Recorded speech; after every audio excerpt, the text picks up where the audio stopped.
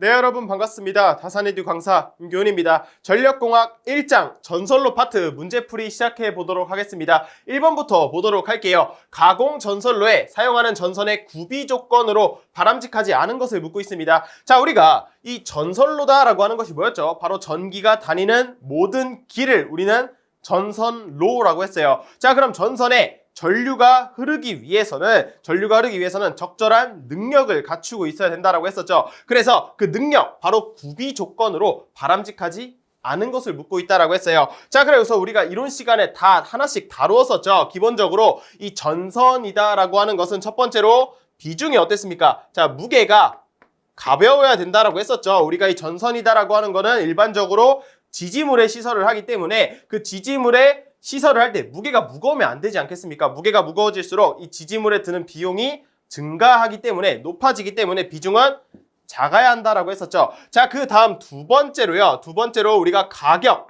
자, 전선을 우리가 굉장히 많이 사용을 많이 합니다. 그런데 가격이 비싸면 안 되겠죠. 가격이 싸고 대량 생산이 가능해야 경제성이 높아진다라고 했습니다. 자, 그리고 신장률이란 것도 있었죠. 자, 신장률, 온도에 따라서 부피가 팽창하고 또는 그렇게 수축하는 그런 신장률이 커야지 좋다라고 했어요. 자, 그 다음에 가요성도 커야 된다. 자, 그러니까 전선이 잘 구부러져야 한다라고 했습니다. 자, 그럼 이번에 좀 더 전기적으로 들어가면은 당연히 전선은요, 전류가 잘 흘러야 되겠죠. 그렇기 때문에 도전율이다라고 하는 것이 도전율, 우리가 전기가 얼마나 잘 흐르는지 그 정도를 우리가 도전율이다라고 했어요. 도전율은 커야 한다. 또는 다르게 말하면요, 도전율은 고유저항의 역수니까 고유저항은 반대로 작아야 되겠죠. 우리가 이것도 뽑아낼 수가 있다라는 겁니다. 자, 그리고 우리가 교재에는 다루지 않았지만, 자, 허용 전류다라는 것이 있었어요. 허용 전류는 마찬가지로 커야지 좋다라고 했습니다.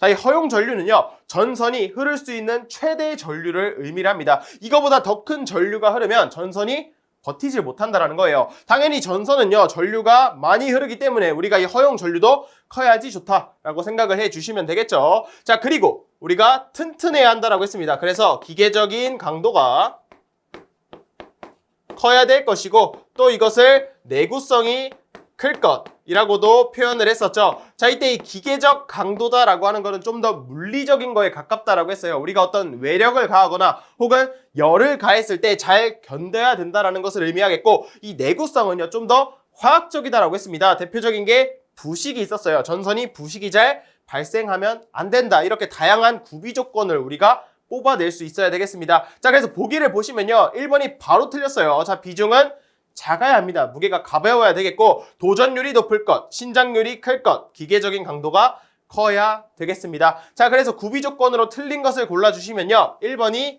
답이 되겠습니다. 다음 2번입니다. 19, 1.8mm의 경동연선에 바깥지름은 몇 밀리미터인지 묻고 있습니다. 자, 우리가 이렇게 연선에 바깥지름 혹은 소선의 가닥수를 묻는 문제가 출제가 되었을 때 지금 교재에 나와 있는 것처럼요, 공식으로 해결이 가능합니다. 여러분들이 공식을 암기하고 계시면요, 충분히 해결할 수가 있어요. 그런데 공식을 모른다 하더라도 우리가 풀 수 있다라고 했었죠. 바로 한 가지, 우리가 6의 배수만 기억하고 계시면요, 우리가 공식 없이도 풀 수 있다라고 했습니다. 자, 그 전에 우리가 지금 경동연선에 지금 주어진 정보를 보시면요, 지금 19 그리고 1.8mm다라고 하는데, 여기서 이 19가 의미하는 거는요, 연선 안에 들어있는 소선의 가닥수를 의미합니다. 우리가 연선이다라고 하는 거는요, 소선 여러 가닥을 꼬아서 만든 선이다라고 했어요. 그 소선이 19가닥이겠고, 1.8mm는요, 그 소선의 직경 또는 지름의 길이가 바로 1.8mm가 된다라는 겁니다. 자, 그러니까 지금 이 연선이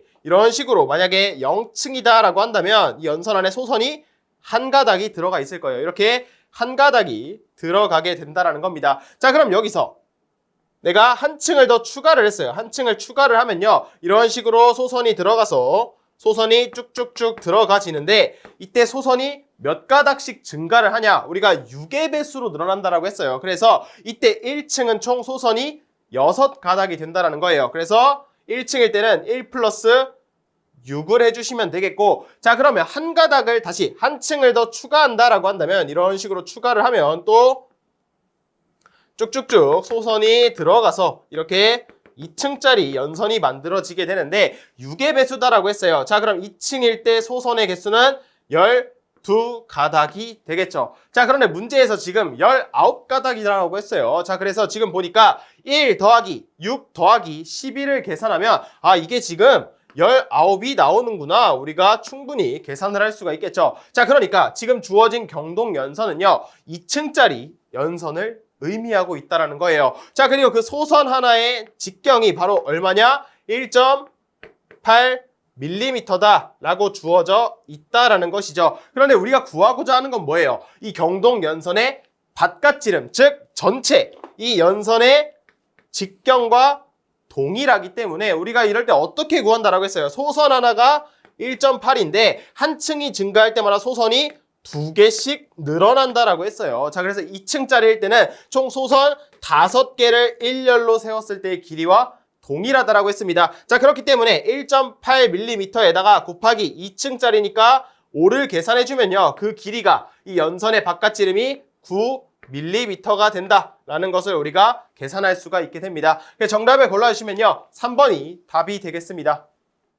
다음 3번입니다. ACSR은 동일한 길이에서 동일한 전기 저항을 갖는 경동 연선에 비하여 어떠한지 묻고 있습니다. 자, 우리가 ACSR이다라고 하는 것이 뭐였죠? 바로 강심 알루미늄 연선이다라고 해서 가운데는 아연 도금을 한 강심이 들어있고요. 그 겉에는 알루미늄으로 둘러싼 그러한 전선이다라고 했어요. 자, 그러면 우리가 지금 그 ACSR과 경동 연선을 비교하고 있습니다. 자, 먼저 경동 연선을 그려보면은 이렇게 1층짜리 경동 연선을 한번 그려보도록 할게요. 자, 그러면 1층에는 소선이 총 6개가 들어가지게 되겠죠. 이런 식으로 5, 6개가 들어가게 되겠고, 그러고 이거를 ACSR과 비교를 한다라는 겁니다. 자, 동일한 길이에서 동일한 전기 저항을 가지고 있다라고 했으니까, 자, 비교를 하기 위해서는요, 우리가 지금 이 소선의 개수를 동일하게 가져가야 되겠죠. 자, 그래서 이번에 ACR을 그려볼 건데, ACR은요, 자, 겉에 있는 알루미늄 소선을, 자, 이런 식으로 동일한 개수로 지금 7가닥이죠. 자, 경동연선 7가닥이니까, 자, 이렇게 ACSR도 지금 5, 6, 7개가 되겠고, 자, 알루미늄 소선 동일하게 가져가 주고요. 그리고 그 안에 이 ACSR이다라고 하는 거는 그 안에 강심이 이런 식으로 들어가져 있는 전선이다라고 했습니다. 자, 그럼 여기서 자, 이렇게 비교를 해보면 어떻죠? 지금 이렇게 동일한 소선을 가지고 비교를 했을 때 경동 연선에 지름이 있겠고, 이렇게 알루미늄, 다시 강심 알루미늄 연선에 지름이 있습니다. 자, 그런데 분필 좀 가져오도록 할게요. 자, 이렇게 지름이 있는데, 자, 동일한 소선인데 이 ACSR은요, 가운데 강심이 있으니까 지름이 더 커지게 되겠죠. 그래서 지름은 더 ACSR이 커지게 된다라는 것을 알 수가 있겠고, 자, 중량은 어때요? 중량. 자, 우리가 알루미늄의 가장 큰 특징이 뭐였죠? 알루미늄은요, 기본적으로 가볍다라는 특징이 있습니다. 가볍다라는 특징이 있어요. 자, 대신에 어떤 단점이 있었냐? 기계적인 강도가 떨어진다라는 치명적인 단점이 있었죠. 그래서 우리가 이 ACSR을 사용하는 이유가 바로 이 강심이다라고 하는 것이 철이기 때문에 우리가 기계적 강도가 크다라는 장점이 있어서 이 알루미늄 선과 강심이 함께 사용함으로써 이 알루미늄의 단점을 보강해 주었죠. 자, 그렇기 때문에 우리가 알루미늄 선을 사용하면서 가볍다라는 장점은 가져가겠고 기계적 강도도 보강이 된다라는 거예요. 그렇기 때문에 우리가 기본적인 중공 연선 대신에 우리나라는 지금 ACSR을 사용한다라고 했습니다. 자, 그래서 답안을 골라주시면은, 자, 바깥 지름은 크고 중량은 어떻습니까? 경동 연선에 비하여 가볍다라는 장점이 있다. 그래서 정답을 골라주시면은 2번이 답이 되겠습니다. 계속해서 4번 보도록 하겠습니다. 가공 전선로에 사용하는 전선의 굵기를 결정할 때 고려할 사항이 아닌 것은을 묻고 있습니다. 자, 우리가 이 내용을 어떻게 기억해달라고 했었죠? 자, 우리가 전선이다라고 하는 거는 전류가 흐른다라고 했어요. 이때 전류가 잘 흐르기 위해서 전기를 잘 흐르도록 허용을 해줘야 되겠죠. 그래서 우리가 전기를 허용한다 라고 기억을 해달라라고 부탁을 드렸습니다. 자, 그래서 각각의 값들을 정리를 해보면 이 전자는 전압 강하였고요. 그리고 기는 기계적 강도였고, 마지막 허용이라고 하는 거는 우리가 허용 전류다라고 했습니다.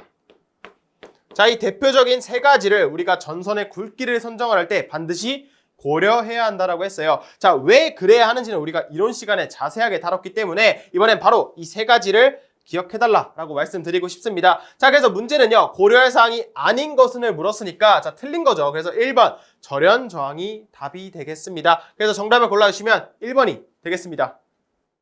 다음 5번 보도록 하겠습니다. 다음 중 켈빈의 법칙이 적용되는 경우를 묻고 있어요. 자, 켈빈의 법칙이 무엇인지 알기 전에 우리가 이전 문제였죠. 자, 전선의 굵기를 선정할 때 우리가 고려해야 될 세 가지가 있다라고 했어요. 바로 전기를 허용한다라고 해서 전기 허용으로 기억을 해달라고 했었죠. 자, 하나씩 정리를 해보면 전자는 전압 강화, 그리고 기는 기계적 강도가 되겠고, 허용은 허용 전류였습니다. 자, 이렇게 전선의 굵기를 선정할 때 고려해야 될 사항 대표적인 이 세 가지를 기억을 하면서 우리가 한 가지를 더 다루었는데 바로 뭐였죠? 이 전선의 굵기를 가장 경제적으로 선정하기 위해서 이러한 것들을 고려해서 가장 경제적인 굵기를 선정하는 법칙이 우리는 켈빈의 법칙이다라고 했습니다. 자, 다시 정리하면 이 켈빈의 법칙이다라고 하는 거는 전선의 굵기를 선정하는 가장 경제적인 방법이다라고 했어요. 그래서 지금 답안을 보시면요, 경제적인 전선의 굵기를 선정하고자 할 때 바로 이 켈빈의 법칙을 적용한다. 자, 이 내용까지 여러분께 기억을 해달라라고 말씀을 드렸습니다. 자, 그래서 정답을 골라주시면 4번 경제적인 전선의 굵기를 선정하는 방법이다. 4번이 되겠습니다. 계속해서 6번 보도록 하겠습니다. 표피 효과에 대한 설명으로 옳은 것을 묻고 있어요. 자, 우리가 이론 시간에 표피 효과에 대해서 다루었습니다. 자, 이 표피 효과. 자, 표피 효과는요, 기본적으로 직류가 아니라 교류에서만 발생을 한다라고 했습니다. 자, 이 표피 효과라고 하는 것은 자, 무엇이냐? 자, 이렇게 전선이 있어요.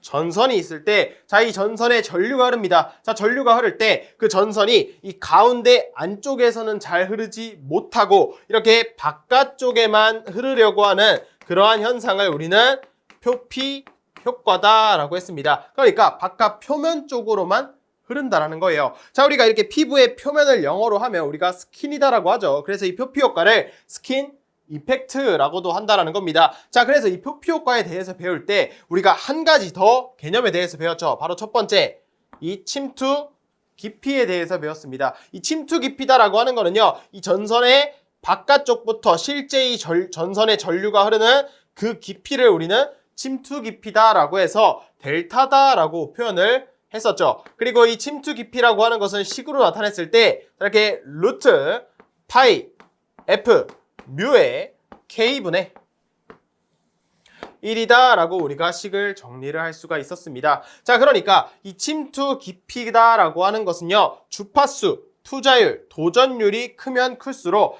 작아진다라는 거예요. 자, 그럼 침투 깊이가 작다라고 하는 거는요, 전선이 바깥쪽에만 흐를 수 있다는 거죠. 즉 뭐죠? 표피 효과가 더 커진다는 겁니다. 이 표피 효과에 대한 영향이 커진다라는 거예요. 그래서 우리는 이 침투 깊이를 이 표피 효과와 서로 반비례한 관계다. 자, 표피 효과분의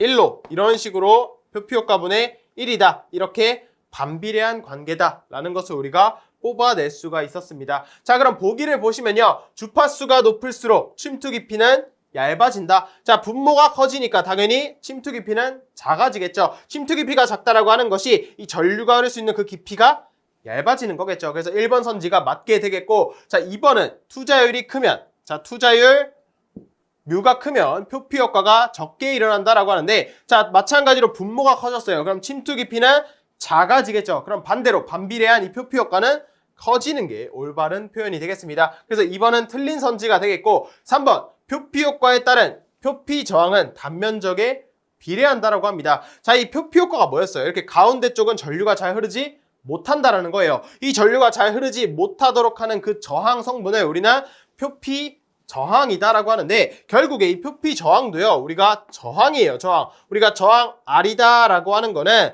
앞에 회로 이론 시간에 여러분들이 한번 배웠고요. 이 전력공학 2장에서 한 번 더 다루게 되는데, 이 R이다라고 하는 거는 고유저항 로의 단면적 A분의 길이 L이다라고 표현을 할 수가 있습니다. 자, 그럼 여기서 이 저항이다라고 하는 거는요, 저항이다라고 하는 것은 단면적과 서로 반비례한 관계를 갖고 있어요. 자, 그렇기 때문에 이 표피 저항도 마찬가지로 이 단면적에 비례한다가 아니라 반비례한다가 맞는 표현이 되겠습니다. 자, 4번 도전율이 큰 도체에는 표피 효과가 적게 나타난다라고 합니다. 자, 도전율 K가 크면 침투 깊이는 작아지죠. 그럼 반대로 표피 효과는 커지기 때문에, 자, 4번 선지도 틀렸다. 올바른 것을 골라주시면요, 1번이 답이 되겠습니다. 다음 7번입니다. 송전선로에 댐퍼를 설치하는 주된 이유를 묻고 있어요. 자, 그래서 이렇게 철탑을 하나 그려보도록 하겠습니다. 자, 이렇게 철탑이 있고요. 이 철탑에 전선을 시설한다라고 한다면 이런 식으로 애자가 있고요. 그 다음에 전선을 시설하게 되겠죠. 자, 이때 이 전선을 지지하고 있는 이 지지점 부근을 보시면요, 이러한 강철로 된 추를 우리가 관찰을 할 수가 있습니다. 지지점 부근에 이러한 장치가 시설이 되어 있어요. 이게 바로 댐퍼라고 하는 겁니다. 자, 이 댐퍼의 역할은 무엇이냐? 자, 이렇게 우리가 전선을요, 외부에 시설을 하게 되면은 그러한 외부적인 요인들이 작용을 하겠죠. 이렇게 바람이 불어서 이 전선에 진동이 발생한다라고 한다면, 만약에 이 댐퍼가 없으면요, 가장 데미지를 많이 주는 부분이 이 지지점 부분에 해당이 됩니다. 그래서 이 지지점 부분에 데미지가 쌓이다가 전선이 끊어지는 단선 사고가 발생할 수가 있겠죠. 그렇기 때문에 우리는 이러한 댐퍼를 설치하게 된다는 겁니다. 자, 댐퍼를 설치하면은 이렇게 진동이 오다가 그 진동이 그 지지점 쪽으로 가는 것이 아닌 이 댐퍼에서 흡수를 한다라는 거예요. 마찬가지로 반대편에서도 진동이 오면은 지지점이 아니라 이 댐퍼에서 이러한 진동들을 흡수하게 된다라는 겁니다. 그래서 이 댐퍼의 역할은 뭐냐? 이러한 전선에서 발생하는 진동을 방지하는 역할. 그래서 1번 전선의 진동을 방지한다가 정답이 되겠습니다. 다음 8번입니다. 철탑에서 전선에 오프셋을 주는 이유로 옳은 것을 묻고 있어요. 자, 우리가 오프셋이다라고 하는 거는 이렇게 철탑을 보았을 때 이렇게 철탑의 반쪽만 그려보도록 할게요. 이렇게 철탑의 반쪽을 그려보면은, 자, 이런 식으로,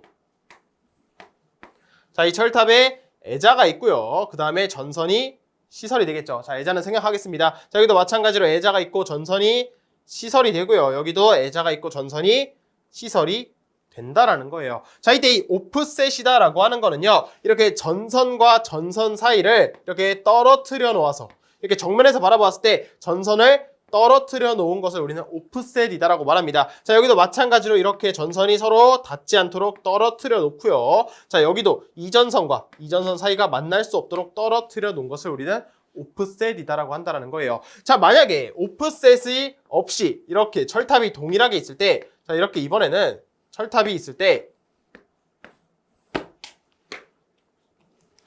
자, 이렇게 오프셋이 없으면요, 이렇게 애자가 있고 전선이 이런 식으로 동일하게 시설이 되겠죠. 자, 그럼 만약에 어떠한 이유로 이 전선이 상하 도약을 한다라고 해보겠습니다. 이렇게 전선이 상하 도약을 일으킬 때 이 아래쪽에 있는 전선과 만날 우려가 있겠죠. 자, 이렇게 만나게 되었을 때는요, 선과 선이 만나는 단락사고가 발생을 한다는 겁니다. 자, 이것을 방지하기 위해서 우리가 어떤 것을 하냐? 바로 이렇게 오프셋, 전선과 전선 사이를 떨어뜨려 놓아서, 자, 이렇게 이번에는요, 상하 도약이 발생을 하더라도 서로 떨어져 있으니까 만날 수가 없다라는 겁니다. 즉, 단락을 방지하기 때문에 답안을 골라주시면요, 상하 전선의 접촉을 방지한다, 상간 단락을 막아준다. 자, 동일한 의미이기 때문에 정답을 골라주시면 2번이 답이 되겠습니다.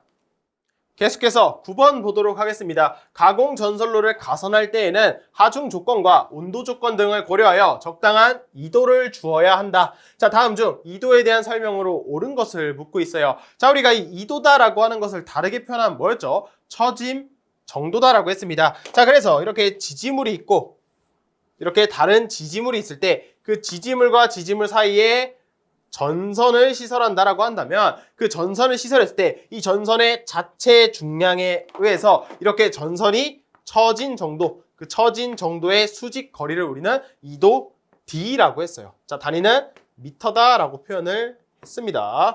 자, 그래서 보기를 보시면요. 이도가 작으면 전선이 좌우로 크게 흔들려서 다른 상의 전선에 접촉하여 위험하게 된다라고 하는데, 자, 이도가 작다라고 하는 것은 뭐겠어요? 자, 이렇게 이도가 작으면요. 이렇게 팽팽하게 시설을 한 거겠죠. 이렇게 이도는요. 처진 길이다라고 했어요. 이도가 작다라고 하는 거는 그 처지지 않아서 이렇게 팽팽하게 시설을 한 거기 때문에, 자, 이때는요. 전선이 좌우로 크게 흔들릴 일이 없겠죠. 이렇게 전선이 팽팽하기 때문에 좌우로 흔들리지 않는다라는 겁니다. 그래서 1번은 틀렸고, 전선을 가선할 때 전선을 팽팽하게 가선하는 것을 이도를 크게 준다라고 한다. 자, 틀렸죠. 이도가 크다라고 하는 거는요. 많이 처졌다라는 거예요. 자, 그렇기 때문에 이 전선이 팽팽하다라고 하는 거는 오히려 이도가 작은 것을 의미한다라는 겁니다. 자, 3번. 이도를 작게 하면 이에 비례하여 전선의 장력이 증가되며 심할 때는 전선의 상호간이 꼬이게 된다. 자, 이도가 작다라고 하는 것은요. 자, 장력이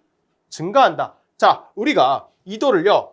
크게 했어요. 자, 이렇게 전선이 무거워서 쭉 처지게 되었다라고 한다면 이 지지점에서의 장력은요. 당연히 더 커지게 되겠죠. 전선이 더 무거우니까 이렇게 쭉 처진 거 아니겠습니까? 이렇게 처지면서 장력은 더 커지게 되겠죠. 그래서 이도를 작게 했을 때보다 이도가 커졌을 때 장력이 더 증가하겠고, 심할 때는 전선 상호간이 꼬이게 된다. 자, 이것도 틀렸죠. 자, 이도가 작다라고 하는 거는 전선이 팽팽하니까 꼬일 우려가 없게 된다가 올바른 표현이 되겠습니다. 자, 마지막 4번. 이도의 대소는요. 지지물의 높이를 좌우한다. 자, 이도가 크다라고 하는 거는요. 전선이 많이 쳐져 있으니까 이 지지물이 더 높게 지어져야 할 거예요. 반대로 이도가 작다라고 하는 거는 상대적으로 안 쳐져 있으니까 지지물의 높이가 덜 만들어도 되겠죠. 이 지지물의 높이를 덜 시설해도 되겠죠. 높이를 작게 해도 된다는 거예요. 자, 그렇기 때문에 결국 이 이도의 대소, 크기는요. 결국 지지물의 높이를 좌우하게 된다. 자, 올바른 표현이 돼서 정답을 골라주시면 4번이 답이 되겠습니다.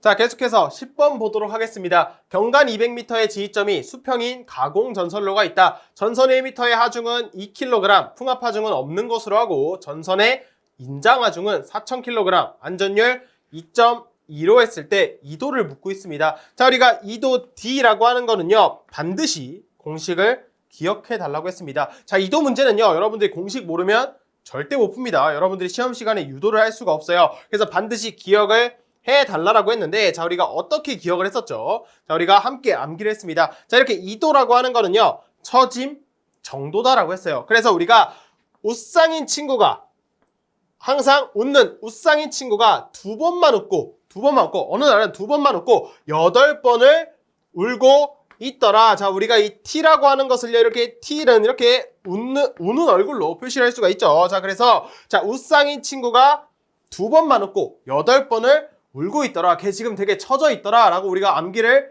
해달라고 했습니다. 자, 그래서 이 공식을 알고 있으면요. 여러분들이 그대로 대입만 해주시면 끝이 난다라는 거예요. 자, 그래서 하나씩 대입을 해볼 겁니다. 자, 우리가 지금 W라고 하는 거는요. 지금 전선의 중량이죠. 지금 그래서 이 전선의 중량이 하중이 2kg이다라고 했습니다. 자, 1m의 하중입니다. 우리가 전선의 하중의 단위는 kg/m다라고 했어요. 자, 그래서 그대로 2를 대입해 주면 되겠고, 자, S는 경간입니다. 경간이 200의 제곱이 되겠고, 자, 그 다음에, 자, 분모는 8 곱하기 수평장력 T가 돼야 되는데, 지금 문제를 보시니까 수평장력이 주어져 있지 않아요. 자, 이럴 때는 반드시 안전율과 인장하중이 주어져 있다라고 했습니다. 자, 이 인장하중이다라고 하는 것은 뭐였어요? 우리가 전선의 장력을 가할 때 그 장력을 최대한으로 견딜 수 있는 그 능력을 의미한다라고 했었죠. 그래서 그 인장하중에다가 우리가 안전율을 나누었을 때 그게 바로 수평 장력이 된다라고 했어요. 자, 이것을 계산기에 넣어서 그대로 계산해 주시면요. 그 값이 얼마가 나오냐? 자, 이렇게 정리를 했어요. 바로 5.5m가 나오게 된다라는 것을 알 수가 있습니다. 자, 그래서 정답을 골라주시면요. 3번이 답이 되겠습니다. 다음 11번입니다. 전주 사이의 경감 80m인 가공 전선로에서 전선의 1m당의 하중이 0.37kg, 그리고 전선의 이도가 0.8m일 때 수평 장력은 몇 kg인지 묻고 있습니다. 자, 이 문제도 마찬가지로 이도 공식을 반드시 알고 계셔야 합니다. 우리가 이도 D라고 하는 것은요. 뭐라 했었죠? 자, 8T분의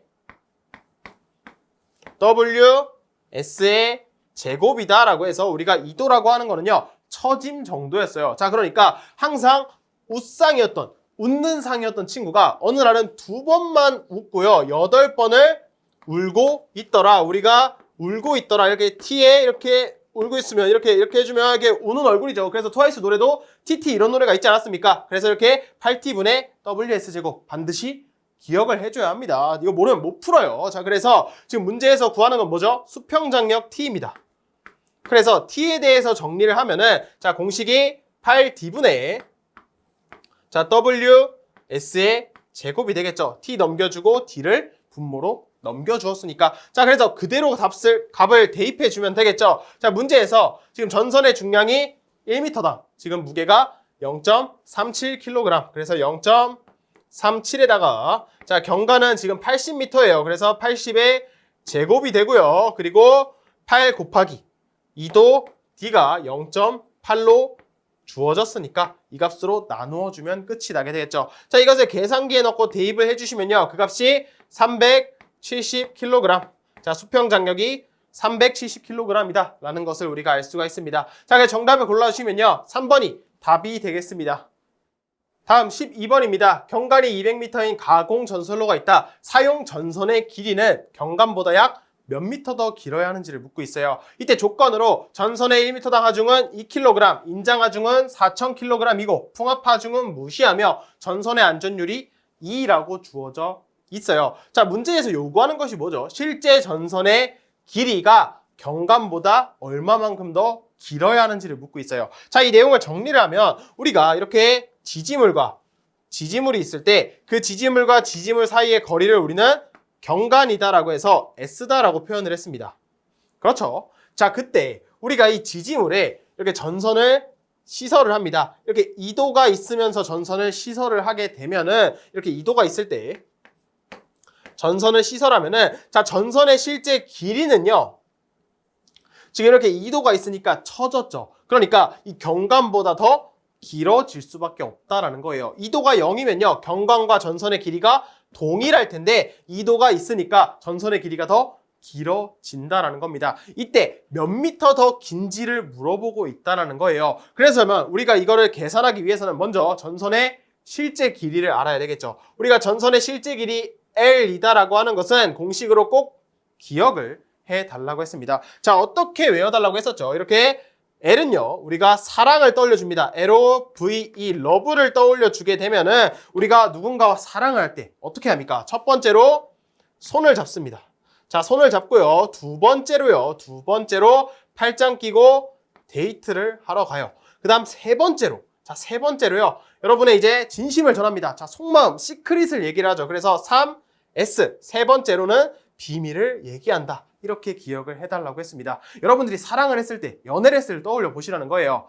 저는 연애를 안 해봤는데요 라고 하시면 계속해 보겠습니다. 자, 단위는 미터다라고 했어요. 자, 단위는 미터인데 자, 그러면 우리가 지금 문제에 주어진 것을 그대로 대입을 해줘야 되는데 지금 보니까 2도가 안 주어져 있어요. 결국에 2도도 계산을 해야 한다는 거예요. 자, 우리가 2도 T라고 하는 것은 자, 8T분의 자, WS의 제곱이다라고 했습니다. 자, 제곱이다라고 했고, 자, 이 값을 그대로 대입해 줍니다. 주어진 것을 대입해 주면 W는 2kg이고요. 경관이 200m. 자, 200의 제곱이 되겠고요. 자, 그 다음에 분모가 8 곱하기 수평장력 T인데 수평장력도 안 주어졌어요. 자, 그럴 때는 항상 인장하중과 안전율이 주어져 있다라고 했습니다. 자, 그래서 우리가 수평장력이다라고 하는 거는 인장하중에다가 안전율을 나누어 준 것, 그게 바로 2도다라고 했어요. 자, 이것을 먼저 계산을 해서 우리가 2도를 구해 주시게 되면은 교재에 지금 2도가 5m다. 자, 2도가 5m입니다. 자, 그러니까 지금 이 길이가 5m다라는 것을 알 수가 있어요. 자, 그러면 이제 2도도 알았으니까 경관도 알고 2도를 그대로 대입해 주면 끝이 나게 되겠죠. 자, 그래서 지금 S가 200이고요. 그리고 자, 분모가 3 곱하기 200에 그리고 8D니까 8 곱하기 5가 된다라는 것을 알 수가 있습니다. 자, 이것을 그대로 대입을 해주게 되면은 그 결과가 어떻게 나오냐? 자, 200.33m가 나와요. 200.33m라는 것이 나오게 됩니다. 자, 그럼 문제에서 구하고자 하는 거는요. 이 실제 길이가 아니죠. 실제 길이에서 경관을 빼준 얼마만큼 더 긴지를 묻고 있으니까 200.33에 200을 뺀 대략 0.33m가 나온다라는 것을 알 수가 있습니다. 자, 그래서 여러분들이 이도 공식도 알아주셔야 하고요. 전선의 실제 길이 공식도 알아주셔야지만이 이런 문제를 해결할 수가 있다라는 겁니다. 자, 그래서 정답을 골라주시면요. 1번이 답이 되겠습니다. 다음 13번입니다. 전선의 지지점 높이가 31m이고 전선의 이도가 9m다라고 했을 때 전선의 평균 높이는 몇 미터가 적당한지를 묻고 있습니다. 자, 전선의 평균 높이를 묻고 있어요. 자, 이 평균 높이가 무엇이냐? 자, 이렇게 지지물과 지지물 사이에 우리가 전선을 시설을 합니다. 이때 이 전선을 처짐 정도, 이도를 가지게 이렇게 적정한 이도를 가지면서 우리가 이 전선을 시설하게 돼요. 자, 이때 이 전선이 지금 시설되어 있는 지지점인 부분과 전선이 쳐져 있는 가장 하단 부분이 있겠죠. 그때 그 평균 높이를 우리는 평균 높이다라고 해서 H0다라고 우리가 나타냈었어요. 자, 교재에 우리가 배웠는데, 자, 이 내용은요, 시험에 그렇게 많이 출제가 되지 않습니다. 자, 전기 기사에서도요, 그동안 한 번 출제가 됐고요. 산업 기사에서도 한 번 정도만 출제가 되었어요. 자, 그렇기 때문에 여러분들이 내가 고득점을 노린다라고 한다면 이 공식을 기억해 달라고 했습니다. 자, 공식은요, 크게 어렵지는 않아요. 이 평균 높이 H0다라고 하는 것은요, 자, 실제 전선의 높이가 있을 거예요. 전선의 높이를 H다라고 했을 때 H-3분의 2에다가 2도 D를 해준 것이 바로 전선의 평균 높이가 된다라고 했습니다. 자, 그래서 바로 대입을 하게 되면은 지금 전선의 높이가 31m이고요. 마이너스 3분의 2 곱하기 2도를 계산해줘야 하는데 지금 2도가 9m다라고 합니다. 자, 그래서 이것을 그대로 대입을 해 주시게 되면은 자, 이렇게 3이 되고요. 2 곱하기 3이니까 6이 돼서 31 마이너스 6을 한 25m가 바로 전선의 전선의 평균 높이가 된다라는 것을 알 수가 있습니다. 자, 그래서 정답을 골라주시면요. 1번 25m가 답이 되겠습니다. 다음 14번입니다. 전선의 자체 중량과 빙설의 종합 하중을 W1, 풍합 하중을 W2라고 했을 때 합성 하중을 묻고 있습니다. 자, 우리가 이렇게 전선이 있다라고 했을 때 이 전선의 자체 중량에 의한 하중이 있을 거예요. 자, 지금 문제에서는요. 전선의 자체 중량과 빙설의 종합 하중이 W1이다라고 했어요. 자, 이렇게 전선 자체의 하중뿐만이 아니라 우리가 이렇게 눈이 오게 되면은 눈이 전선 위에 쌓이게 되겠죠. 자, 그리고 날씨가 추우니까 이 눈이 얼게 되면은 이 빙설에 의한 하중이 추가가 돼서 이 둘의 하중을 더한 게 지금 W1이다라고 지금 주어진 겁니다. 자, 그러니까 전선 자체 중량과 그리고 빙설에 의한 하중까지 더한 게 바로 W1이 된다라는 거예요. 자, 그런데 여기에 한 가지 더 고려해야 될 사항이 있죠. 가장 큰 요인이 바로 우리는 풍합 하중이다라고 해서 이렇게 전선이 있을 때 전선의 양옆으로 부는 바람에 의한 하중이 있다라고 했어요. 자, 그래서 바람에 의한 하중이기 때문에 이렇게 옆으로 우리가 하중이 발생을 하게 되겠고 지금 풍합 하중을 W2라고 했습니다. 자, 그러면 지금 우리가 구하고자 하는 것은 뭐죠? 이러한 하중의 전체 합성 하중을 묻고 있다라는 겁니다. 자, 그러면 그 하중은 어떻게 되겠어요? 이걸 좀 더 벡터도로 표현을 하게 되면은 자, 먼저 전선 자체 중량을 이런 식으로 벡터를 그리고요. 그리고 여기에 빙설 하중을 더해주게 되겠죠. 빙설 하중은 같은 방향이기 때문에 서로 더해서 이 전체가 W1이 된다라는 거예요. 자, 그러면 풍합 하중은요. 이런 식으로 W2이니까 자, 전체 종합 하중은 어떻게 되겠어요? 이 두 벡터의 합을 구했을 때 그게 바로 전체 합성 하중이 되겠죠. 그 합성 하중을 우리가 W다라고 한번 해볼게요. 그럼 이 W다라고 하는 것은요. 결국 루트에 W1의 제곱에 더하기 W2의 제곱이 된다라는 것을 우리가 알 수가 있습니다. 이렇게 벡터적 합으로 여러분들이 계산을 해줘야 된다는 거예요. 그래서 답안을 골라주시면요. 4번 루트 W1 제곱 플러스 W2의 제곱이 답이 되겠습니다. 다음 15번입니다. 공칭 단면적 200제곱밀리미터, 전선의 무게가 1.838kg/m, 전선의 외경이 18.5mm인 경동연선을 경간 200m로 가설하는 경우에 이도는 약 몇 미터인지를 묻고 있어요. 자, 이때 조건이 추가적으로 경동연선의 전단 인장하중은 7,910kg이고요. 빙설하중은 0.416kg/m, 풍합하중은 1.525 단위 생략하고요. 안전율은 2다라고 합니다. 자, 이 문제는요, 주어진 게 정말 많아요. 여러분들이 이도에 대한 전반적인 개념을 이해를 하시고 공식을 암기하고 있어야지 많이 풀 수가 있습니다. 자, 여기서 먼저 지금 문제에서 빙설하중도 주어졌고요. 풍합하중도 주어졌어요. 우리가 이도 문제를 풀 때 이 전선 자체 인장하중만 이 전선 자체의 중량만 주어지고요. 풍합하중과 빙설하중이 없다면요, 그 값은 그냥 무시를 하고 계산을 해주면 된다라고 했어요. 자, 그런데 이번에는 빙설하중과 풍합하중도 주어져 있다는 겁니다. 그래서 전체 하중은요, 이 전선의 무게뿐만 아니라 얘네들까지 모두 고려를 해줘야 한다는 거예요. 그래서 첫 번째로 우리가 전선의 전체 합성 하중을 먼저 구해보도록 할게요. 우리가 전체 합성 하중은요, 루트에, 자, 전선 무게가 지금 1.838이죠. 838에.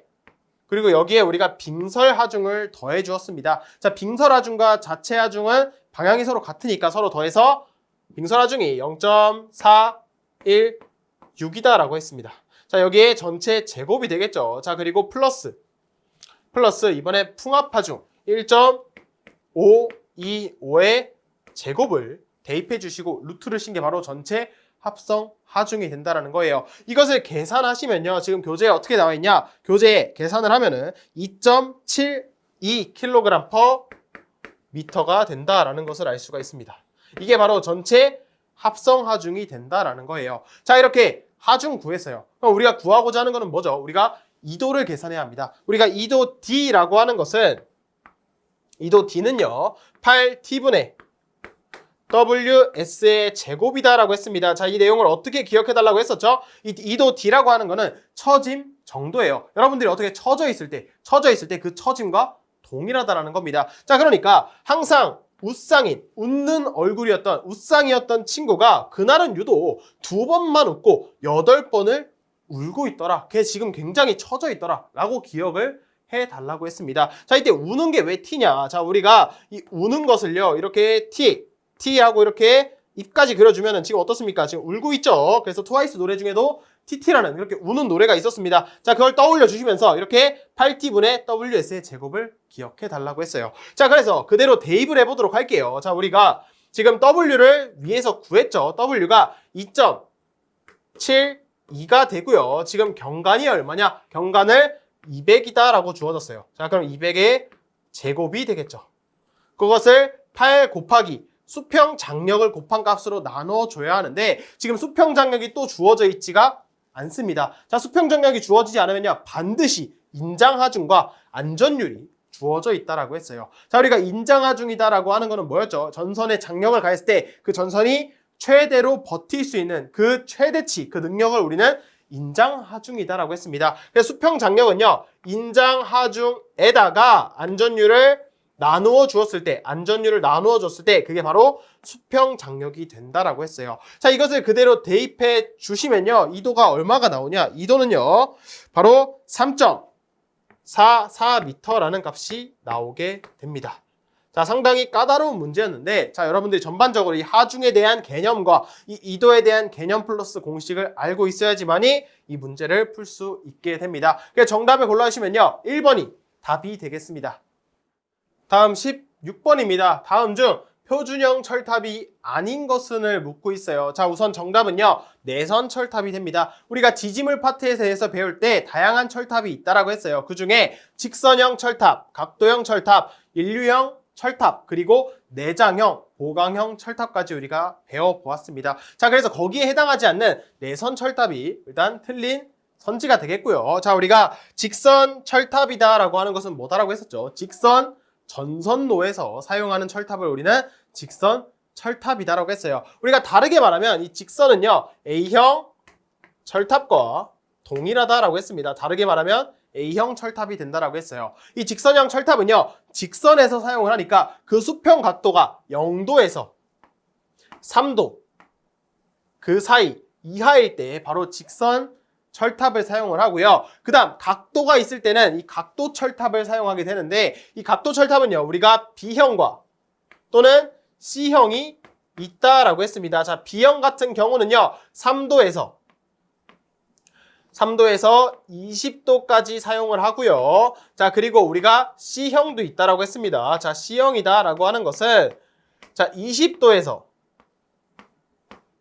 30도까지 이렇게 각도가 더 큰 중각도형 철탑이다라고 했습니다. 이렇게 3도에서 20도 B형은요. 경각도형이다라고 했어요. 자, 마지막 인류형 철탑인데 우리가 인류형 철탑이 제일 중요하다라고 했습니다. 자, 인류형 철탑이다라고 하는 거는 다르게 말하면 억류 지지형 철탑이다라고 해서 또 다르게 얘기했을 때 D형 철탑이다라고 표현을 했었죠.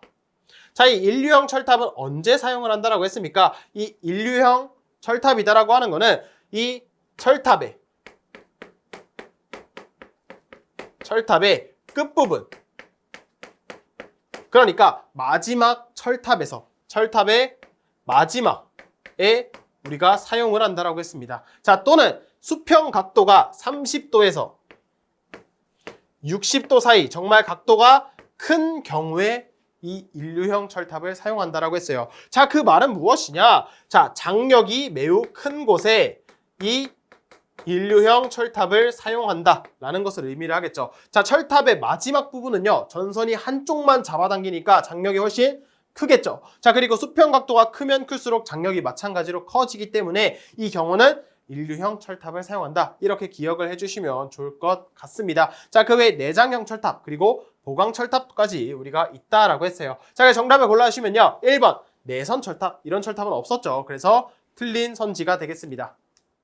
다음 17번입니다. 애자가 갖추어야 할 구비 조건으로 옳은 것을 묻고 있습니다. 자, 우리가 애자에 대해서도 배워보았는데 이 애자란 무엇이었냐? 자, 이렇게 철탑이 있습니다.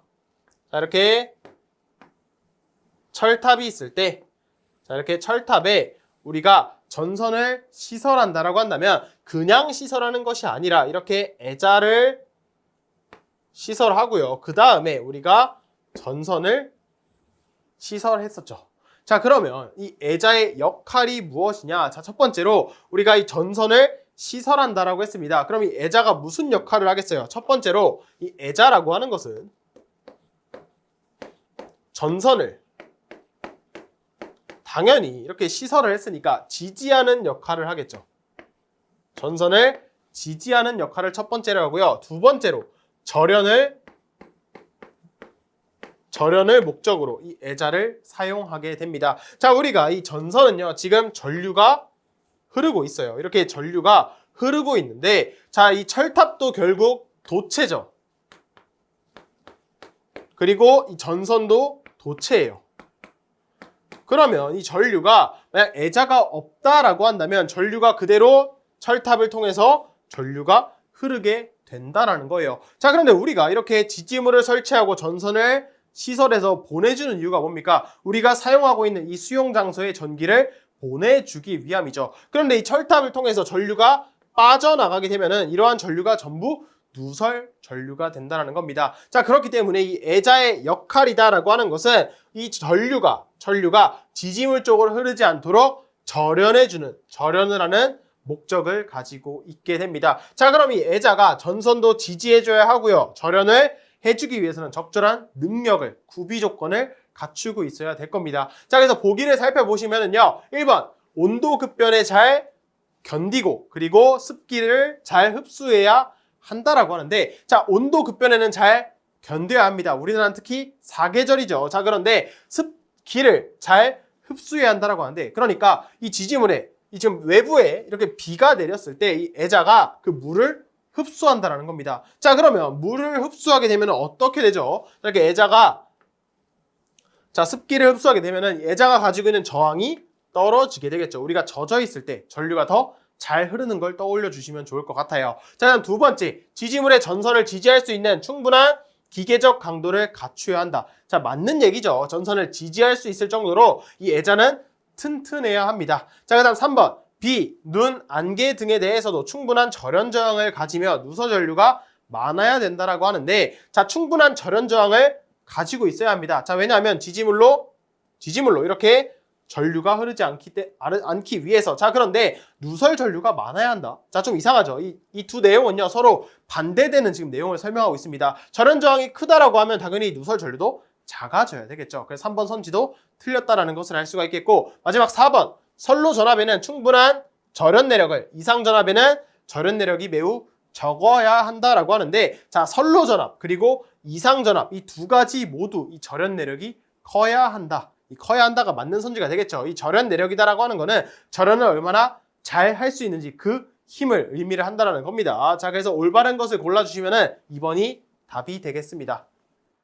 다음 18번입니다. 현수애자에 대한 설명으로 틀린 것을 묻고 있어요. 자, 현수애자라고 하는 거는요, 애자의 한 종류다라고 생각을 해주시면 돼요. 이 현수가 그 현수막을 할 때 그 현수와 동일한 의미입니다. 그러니까 생긴 게 현수막과 비슷하다라고 해서 현수애자라는 거예요. 그래서 1번 보시면요, 애자를 연결하는 방법에 따라서 크레비스형과 볼 소켓형이 있다라고 하는데, 자, 해당 선지는요, 맞는 내용입니다. 현수애자에 대한 맞는 설명이에요. 자, 그런데 우리가 이론 때 이 애자의 종류에 대해서는 크게 설명을 하지 않았죠. 그냥 읽고 넘어가 달라고 했습니다. 자, 왜냐하면 시험에 거의 출제가 되지 않아요. 자, 이 문제도요, 거의 출제가 되지 않습니다. 이렇게 애자에 대한 내용은요, 이렇게 종류는 크게 출제가 안 된다라고 생각을 해주시면 돼요. 그래서 이 내용도 그런 게 있구나, 이런 게 있구나 정도로 넘어가 주시면 되겠고, 자, 2번 애자를 표시하는 기호는 P이며 구조는 2에서 5층의 간 모양의 자기편을 시멘트로 접착하고 그 자기를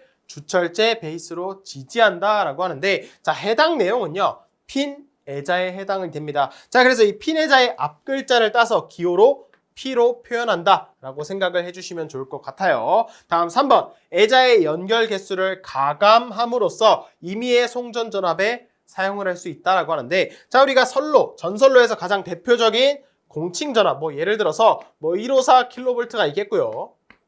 또는 345. 이렇게 쭉쭉쭉 증가해서 우리가 가장 높은 것을 765kV다라고 했었죠. 자, 그 외에 이런 공칭 전압이 정말 많다라고 했습니다. 이렇게 공칭 전압에 따라서 이 전압의 증가함에 따라서 이 애자의 연결 개수가 다르다라고 했어요. 자, 우리가 이렇게 전압이 높아지면 높아질수록 전압이 커지니까 절연 내력이 커져야 되겠죠. 그래서 애자를 쭉쭉쭉 직렬로 연결을 해서 우리가 시설하는 것이 우리가 애자련이다라고 했습니다. 자, 그래서 애자의 연결 개수를 늘려줌으로써 임의의 송전 전압에 사용할 수가 있다. 맞는 선지가 된다는 겁니다. 다음 4번. 큰 하중에 대해서는 2련 또는 3련으로 사용할 수 있다라고 하는데, 이 2련은요, 애자련을 이런 식으로 이게 하나가 애자련이다라고 한다면 애자련을 두 개로 연결해서 무거운 하중인 전선을 이렇게 시설을 한다라는 겁니다. 무거우니까 이렇게 두 개로 둘이서 같이 지지한다라고 생각을 해주시면 돼요. 또는 3년, 세 개가 같이 지지를 한다라는 겁니다. 그래서 4번 선지도 맞는 선지가 돼서요, 틀린 걸 골라주시면 2번이 답이 되겠습니다.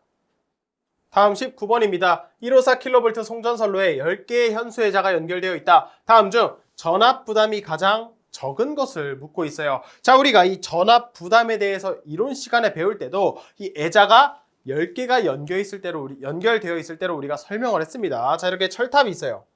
이렇게 철탑을 그리고 우리가 이 철탑에 애자가 있고 그 다음에 전선을 시설한다라고 했습니다. 자, 이때 그 애자가 지금 10개가 이렇게 직렬로 연결이 되어 있다라는 거예요. 이렇게 5개, 6개, 7, 8, 9, 10개가 돼 있고 이렇게 하나의 애자련이 있고 그 다음에 전선을 시설하게 된다라는 것이죠. 자, 그럼 이때 이 각각의 애자가 전압을 공평하게 분담을 하는 것이 아니라 서로 불공평하게 분담을 한다라고 했어요. 자, 이때 가장 많이 부담을 하고 있는 것이 전선을 기준으로는요, 가장 가까운 첫 번째 애자가 바로 전압 부담이 제일 크다라고 했습니다.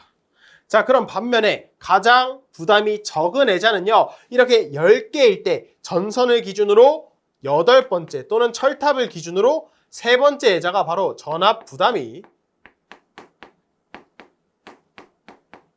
가장 작다라고 했어요. 가장 작다라고 했습니다. 자, 그래서 이렇게 애자의 개수가 없을 때는요, 우리가 수치로 표현을 해서 전선을 기준으로는 3분의 이 지점이 가장 전압 부담이 적고요. 자, 반대로 철탑을 기준으로라고 한다면 자, 3분의 1 지점에서 전압 부담이 제일 자, 이렇게 전압 부담이 제일 적다라고 우리가 정리를 해보았습니다. 자, 그래서 문제는요, 이렇게 애자의 개수가 지금 10개로 주어졌기 때문에 자, 지금 철탑을 기준으로 철탑을 기준으로 세 번째 또는 전선을 기준으로 8번째가 가장 전압 부담이 적다가 정답이 되겠죠. 답 하나 골라주시면요, 2번이 답이 되겠습니다. 자, 마지막 20번입니다. 송전선에 낙뢰가 가해져서 애자에 섬낙이 생기면 아크가 생겨 애자가 손상이 되는데 이것을 방지하기 위해서 사용하는 것을 묻고 있습니다. 자, 이렇게 철탑이 있어요. 철탑이 있고 이렇게 애자가 이런 식으로 설치가 되었다라고 해보겠습니다. 그 다음에 전선을 시설하게 되겠죠. 자, 근데 이때 우리가 낙뢰에 의해서 낙뢰가 이렇게 전선에 치게 된다라고 한다면 이 전선에 이상전압이 발생을 하게 되겠죠. 그리고 그러한 이상전압이 이 애자가 가지고 있는 절연 내력보다 더 높아진다라고 한다면 이 애자에서 절연 파괴가 발생을 할 겁니다. 절연 파괴가 발생을 하면서 섬낙, 아크가 발생하게 되는 것이죠. 이것을 방지하기 위해서 우리가 무엇을 시설을 하냐? 우리가 이렇게 애자의 윗부분에 이런 뿔 모양인 어떠한 장치를 설치를 하고요. 또는 이렇게 위아래로 뿔 모양을 설치를 하거나 아니면 위아래로 이런 고리 모양의 이러한 장치를 설치하게 됩니다. 자, 이때 이 뿔 모양을 뭐라고 하냐면 바로 소호 각이라고 하고요. 또는 초호각이라고 합니다. 영어로 표현하면 아킹 혼이라고 표현을 하고요. 자, 그리고 이런 고리 모양 같은 경우는 이 고리 모양을요, 우리가 소호환이라고 표현을 합니다. 자, 소호환 또는 초호환이라고도 하고요. 영어로 표현했을 때 아킹 링이다라고 우리가 명명을 하게 됩니다. 자, 그래서 기존에는요, 내가 낙뢰가 쳤을 때 이상전압이 이 애자의 절연 파괴를 발생시켜서 섬낙이 발생했다라고 한다면 이렇게 보호해주는 장치가 있을 때 이 애자에서 절연 파괴가 되기 전에 이 장치에서 섬낙이 발생한다라는 거예요. 그렇기 때문에 이 애자는요, 절연 파괴가 되지 않고 섬낙도 발생하지 않는다라는 겁니다. 얘네들이 대신 맞아준다라고 생각을 해주시면 됩니다. 자, 그래서 이러한 섬낙을 방지해주고요, 아크를 막아주는 것이 아킹온 그리고 아킹링이 된다라고 생각을 해주시면 되는데 지금 문제를 보시면 아킹 혼이다라고 주어졌죠. 그래서 아킹혼이 정답이 되겠습니다. 만약에 아킹링이다라고 주어졌으면 아킹링도 정답에 포함이 된다라는 거예요. 자, 그리고 여기서 추가로 이 아킹링이다라고 하는 거는요, 우리가 이전에 전압 불평형이 발생을 했을 때 이 아킹링은 그 전압 불평형을